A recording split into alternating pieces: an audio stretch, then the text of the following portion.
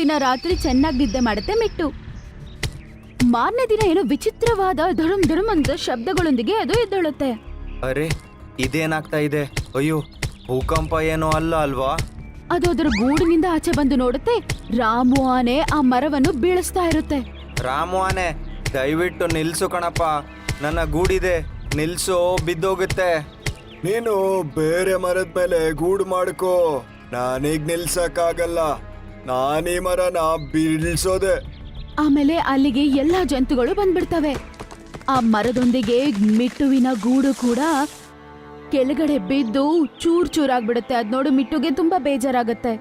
ದುಷ್ಟ ಆನೆ, ನಾನೊಬ್ಬ ಅಂಗವಿಕಲ ಕಣೋ, ನಾನಿದನ್ನ 1 ತಿಂಗಳು ಕಷ್ಟಪಟ್ಟು ಮಾಡಿದ್ದೆ, ನೀನು ಒಂದು ಕೇಳಲಿಲ್ಲ, ಇದನ್ನ ಬೀಳ್ಸ್ಬಿಟ್ಟೆ. ಅರೆ ಅರೆ, ನಾನಂತೂ ಎಲ್ಲಾ ಪಕ್ಷಿಗಳಿಗೆ ಹೇಳ್ತೀನಿ ನಿಮ್ಮ ಗೂಡನ್ನ ಗಟ್ಟಿ ಮಾಡಿ ಅಂತ. ಮರ ಬಿದ್ರೆ ಮುರಿಬಾರ್ದದು, ನೀವು ಸರಿಯಾದ ಜಾಗಕ್ಕೆ ತಕೊಂಡೋಗಿ. ಹೀಗೆ ನೀವು ಮಾಡ್ತಾ ಇದ್ರೆ ನಾನು ಮರ ಬೀಳಿಸುವಾಗ ನಿಮ್ಮ ಗೂಡು ಮುರಿದು ಹೋಗುತ್ತೆ ಅಲ್ವಾ? ಅವತ್ತಿನಿಂದ 2 ದಿನದವರೆಗೂ ಮಿಟ್ಟು ಯಾರಿಗೂ ಕಾಣಿಸ್ಕೊಂಡೇ ಇರ್ಲಿಲ್ಲ. ಹೀಗಿದ್ದಾಗ ಒಂದಿನ ಸೋನು ಪಾರಿವಾಳ ಕಾಡಲ್ಲಿ ಬಂದು ಏನೋ ಒಂದು ವಿಷಯವನ್ನ ಎಲ್ಲಾರ್ಗೂ ಹೇಳುತ್ತೆ.